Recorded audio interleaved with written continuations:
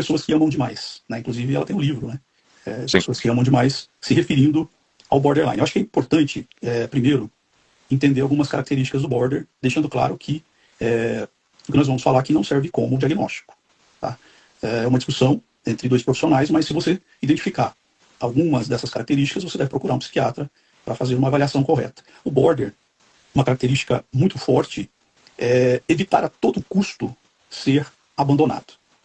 Então ele é muito intenso quando ele entra em uma relação, e mesmo que essa relação seja extremamente tóxica, tá? Ou que esse indivíduo seja saudável e que perceba que o border ou a border está sendo tóxica, esse border vai fazer de tudo para evitar perder essa pessoa. Então, esforços desmedidos para evitar o abandono. A segunda coisa é a perturbação ou uma análise não definida da sua própria personalidade. Ela tem uma instabilidade dentro da sua personalidade em definir quem ela é ou quem ele é. E o terceiro ponto é a impulsividade. Então, borders são muito impulsivos.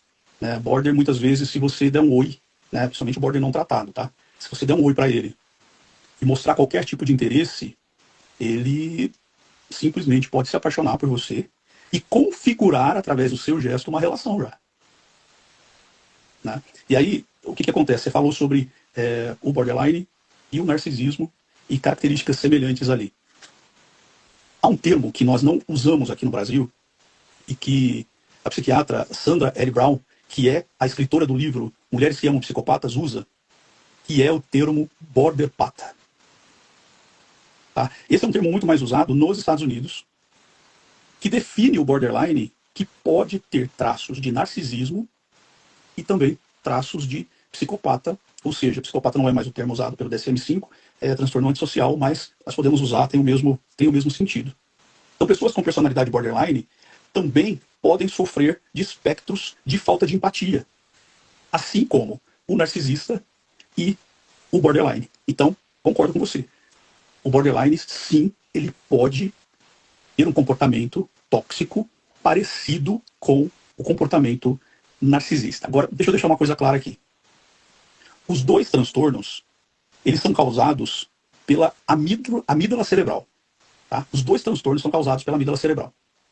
Só que há uma diferença ali na configuração das amígdalas. É que no narcisista e no psicopata foi constatado que a amígdala cerebral ela é reduzida no seu tamanho. Ela é muito pequena. O que faz com que o narcisista e o psicopata tenha uma reação reduzida a